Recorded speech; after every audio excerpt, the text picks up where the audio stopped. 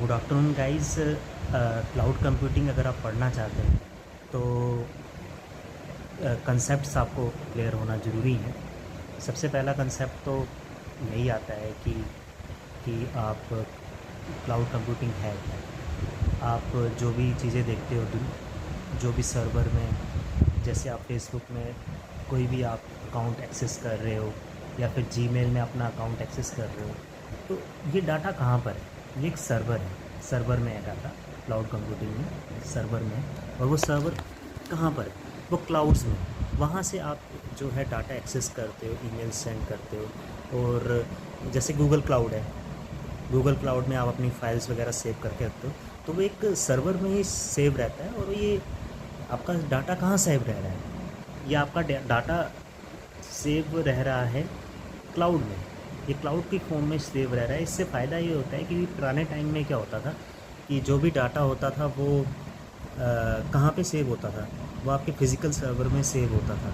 अब physical server में save हो रहा है डाटा, तो आपको इसके लिए कोई बड़ा सा सर्वर चाहिए, और उस सर्वर में कई लोग होंगे एक्सेस करने के लिए, तो इससे स्पीड थोड़ी कम हो जाती थी।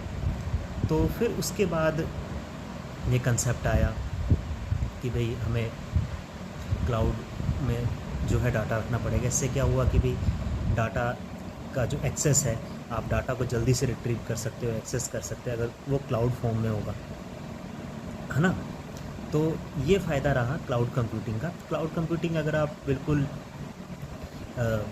डिटेल्स में पढ़ना चाहते हो तो फिर डेवऑप्स बहुत अच्छा कंसेप्ट है। डेवऑप्स में क्लाउड, अगर जैसे कि सॉफ्टवेयर वर्चुअलाइजेशन है, उसमें सॉफ्टवेयर वर्चुअलाइजेशन में आप कंटेनर के कंसेप्ट पढ़ेंगे। कंटेनर के कंसेप्ट में क्या होता है कि ये एक माइक्रो मशीन है, और ये सिर्फ ओएस के फुटप्रिंट्स, ओएस के कुछ प्रॉपर्टीज़ मीन्स फुटप्रिंट्स यूज़ करता है। और इससे, और जो जैसे कि मान लो अगर आपको कोई पाइथन इंस्टॉल करना है, जावा इंस्टॉल करनी है, जावा इंस्टॉल करना है, या फिर कोई भी सॉफ्टवेयर या फिर प्रोग्रामिंग लैंग्वेज का कोई एप्लीकेशन इंस्टॉल करना है, तो वो उसकी सिर्फ लाइब्रेरीज़, मतलब उसे सपोर्ट करने के लिए लाइब्रेरीज़ उस जो है वो सब लेगा, सो दैट कि उस जो भी जिस भी आप कंटेनर में इंस्टॉल कर रहे हैं एप्लीकेशन, वो इंस्टॉल हो जाए। तो ये सब कंसेप्ट है उसमें। फिर अगर आप इंटीरियर में जाएंगे तो आपको एक डॉकर की डेफिनेशन है कि डॉकर में क्या होता है कि डॉकर में एक डॉकर हब है। डॉकर हब में आप इमेजेस वगैरह ले सकते हैं अपनी ऐप्स को इंस्टॉल करने के लिए। तो बहुत अच्छा कंसेप्ट है। और इसमें अगर आप धीरे धीरे अच्छे से आराम से पढ़ेंगे तो मेरा बिल्कुल ख्याल है कि आराम से आप 2 से 3 महीने के अंदर क्लाउड कंप्यूटिंग में एक्सपर्ट बन सकते हैं। अभी मैं भी फ़िलहाल ये क्लाउड कंप्यूटिंग का कंसेप्ट पढ़ रहा हूँ, और इसमें अगर आप पूरी डेडिकेशन के, क्योंकि स्टार्टिंग के 4-5 लेक्चर्स हैं, उसमें बिल्कुल बेस से पढ़ाया जाता है।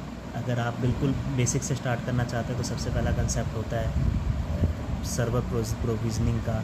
एक सर्वर प्रोविजनिंग की टीम होती है,